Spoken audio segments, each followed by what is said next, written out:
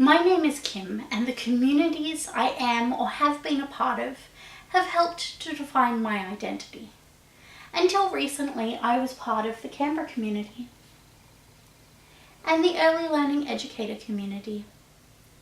I'm now working to find my place in the Brisbane community and the Griffith University community.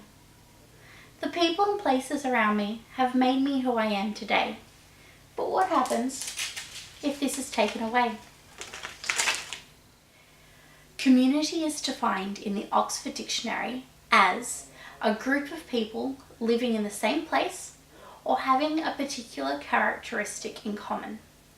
Before European settlers came to Australia, Indigenous communities were defined by the land they lived and hunted on and by the tribe or family they belonged to.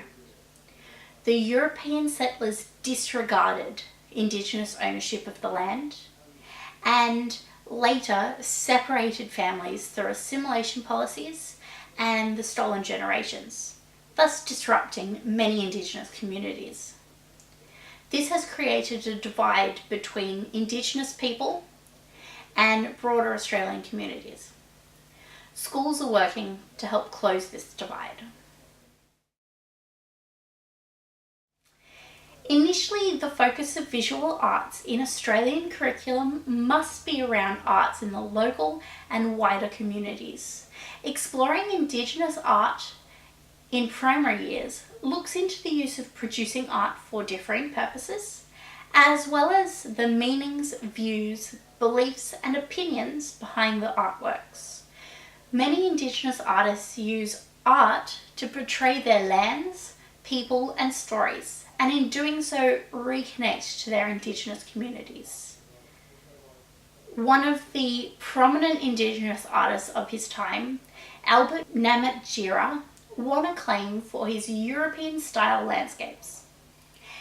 Even though on the surface the paintings appear to be the results of successful assimilation, Namatjira was motivated to paint due to his connection to the land and would regularly paint landscape features that had strong cultural significance, such as Ruchuma, known to the Indigenous people as the Sleeping Lady because it looks like a pregnant lady lying on her back looking at the stars.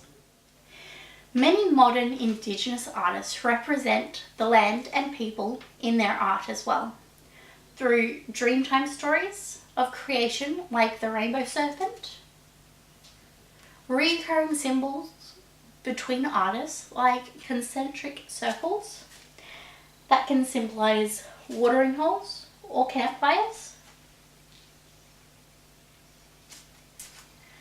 and more traditional forms such as the X-ray style and simple figures.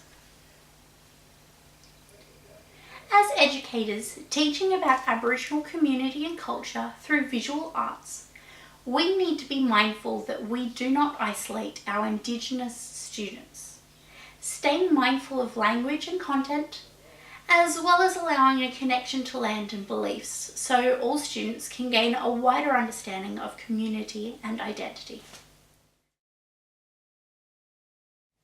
I would like you to consider how your community defines your identity.